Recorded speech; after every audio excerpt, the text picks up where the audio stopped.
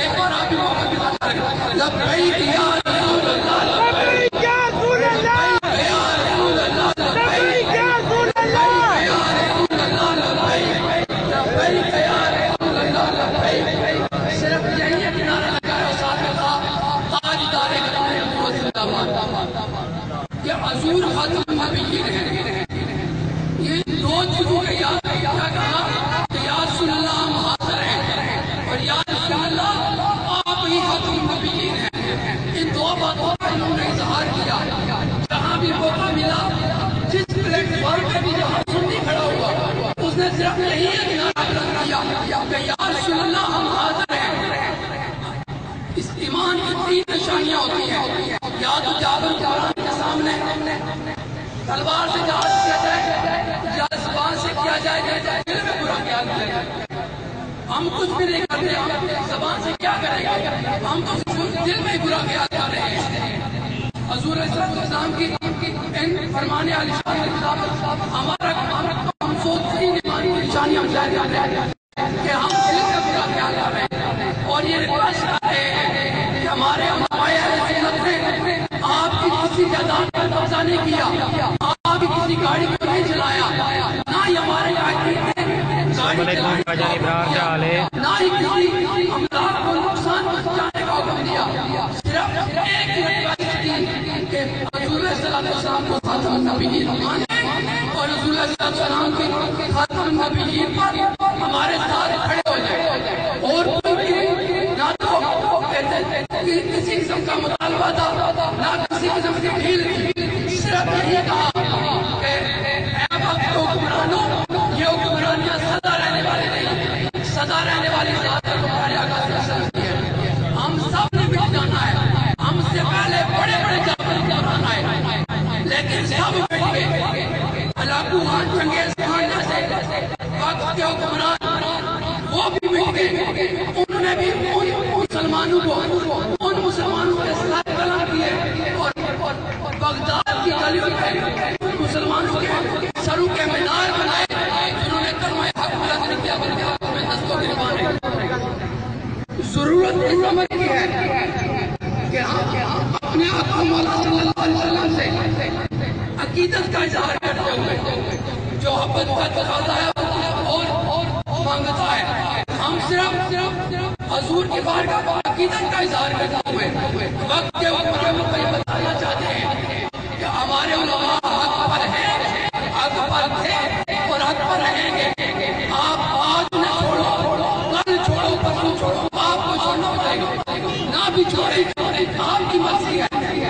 لیکن ہم اپنے آقا صلی اللہ علیہ وسلم کے ادنا غلام ہونے کے ناطے صرف یہی ریکویسٹ کرتے ہیں کہ ہمارے علماء ہمیشہ حق پر رہے. انہوں نے آپ سے یہی کہا کہ حضور کو خاتم النبیین مانے, حضور صلی اللہ علیہ وسلم کی رسالت کا یقین کرے, حضور صلی اللہ علیہ وسلم کے جو تاجدار قدم نبوت کے نام لگا جا رہا ہے وہ صرف کسی کو دکھانا مقصود نہیں ہے. صرف قرآن کو یہ بتانا مقصود ہے کہ حضور کا بھی خاتم النبیین ہے. حضور آج بھی نبیین ہے. حضور روز روشن کی طرح خاتم النبیین ہے. محبت کا نعرہ تکبیر.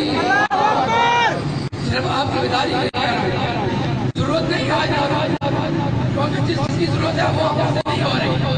ہم کر سکتے ہیں ہم میں سارے جھگڑ کے رکھ دیا. ہم صرف ان سے موضوعانہ عرضی کر سکتے ہیں. ہم اس کے ساتھ ٹکر نہیں لے سکتے. نہ ہی ہمارے قائدین اجازت دیتے ہیں. انہوں نے کہا آپ نے میں چھڑیاں لگائی ہیں, اگر ہماری نظریں بھی چاہیے تو وہ بھی آ جائے. لیکن ہم یہ عرض کرتے ہیں کہ حضور صلی اللہ علیہ وسلم کے ادنا غلام ہونے کے ناطے سے, ادنا امتی ہونے کے ناطے سے ہم یہی ریکویسٹ کرتے ہیں کہ ہمارے علماء حق پر ہیں. برائے مہربانی آپ اپنا معاملات کو دیکھتے ہوئے آپ یہ دنیاوی معاملات جس آخری سانس تک انسان کے ساتھ چلتے ہیں لیکن قبر میں آپ کا لال میں آنا ہے. قبر میں جو معاملہ ہونا ہے وہ کے ساتھ محبت کے ساتھ جو معاملہ ہوگا, جس نے محبت کا اظہار کیا ہوگا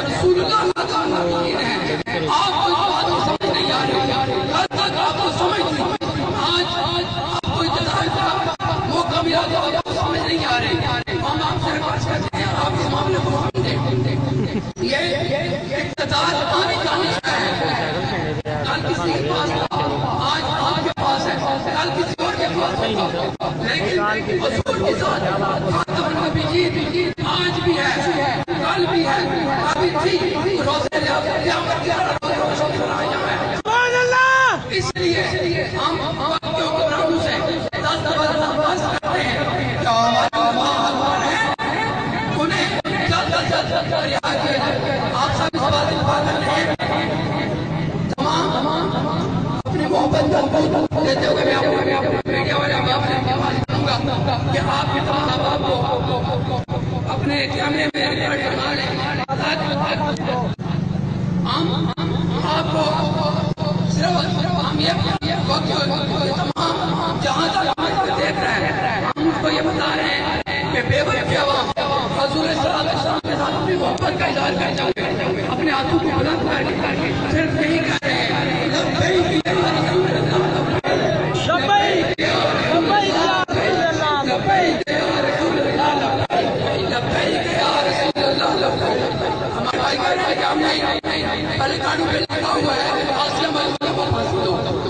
یہ صرف ہمارا مطالبہ نہیں ہے، یہ صرف پاکستان کے غیور مسلمانوں کا تقاضا نہیں ہے، بلکہ جہاں جہاں حضور کے غلام آج باہر عبدالنور شریف میں حضور کا میلاد منا رہے ہیں، جہاں وہ نعرہ تکبیر کرتے ہیں، نعرہ رسالہ لگاتے ہیں، نعرہ حیدر لگاتے ہیں، وہاں یہ نعرہ لگاتے ہیں کہ آسیہ ملونہ کو، آسیہ ملونہ کو، آسیہ ملونہ کو، اے بختیوں مرانو تمہارے پاس آج موقع ہے، آج اپنی آخری سمار لو، معاملات کو سمجھ لو، وگرنہ حضرت علامہ اقبال کا وہ شعر، نہ سمجھو گے تو اٹھ جاؤ گے، اے ہندوستان والوں تمہاری داستان تک بنا ہوگی داستان۔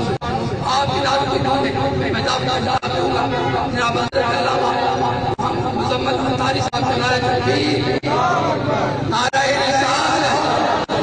یہ ماہ عبدالنور شریف ہے، یہ وہ ماہ مقدس ہے جہاں ہر گھر میں حضور کے میلاد منایا جاتا ہے، ہر گلی محلے میں حضور کا میلاد منایا جاتا ہے، ہر مسجد میں حضور کا میلاد منایا جاتا ہے۔ نعرہ کیا بولتا ہے؟ نعرہ رسالت۔ ایسے نہیں، تھوڑا سا زور لگا لیں، نعرہ رسالت، نعرہ رسالت، نعرہ لبیک لبیک لبیک، تاجدار ختم نبوت، تاجدار ختم نبوت، رہا کرو، رہا کرو، رہا کرو، رہا کرو، رہا کرو، رہا کرو۔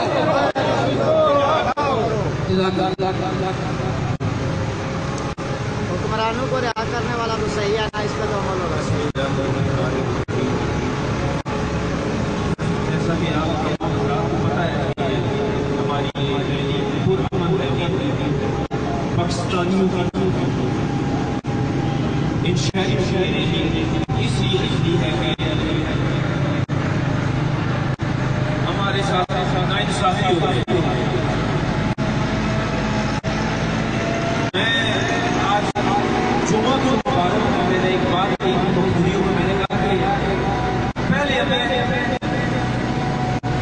سب سے پہلے یہ کفار کی ایک سازش تھی کہ انہوں نے پلان کیا تھا اس ملک مسلمان کو عیاش کا بنا دو، جب وہ بھی عیاشی میں لگ جائے گا نا پھر کیا ہوگا، پھر اس سے نبی کی محبت، جب یہ نبی کے طریقوں پر نبی کا درس نہیں سنے گا، علماء سے محبت نہیں کرے گا، ایسے لوگوں کے پاس نہیں جائے گا، صحبت نہیں اختیار کرے گا، صحبت ان کی اختیار کرے گا جو نبی کے دشمن ان کی گود میں بیٹھے گا، پھر کیا ہوگا، پھر ہوگا اس کا عقل و شعور ختم ہو جائے گا۔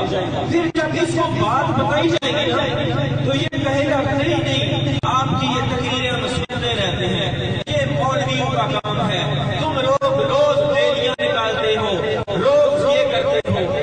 وجہ یہ ہے کہ ہمیں اس سیٹ پر لگا دیا گیا، تہذیب و تمدن ہمارا کر دیا گیا۔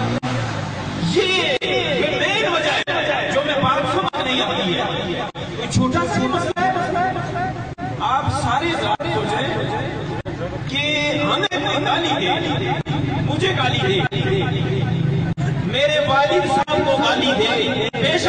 پر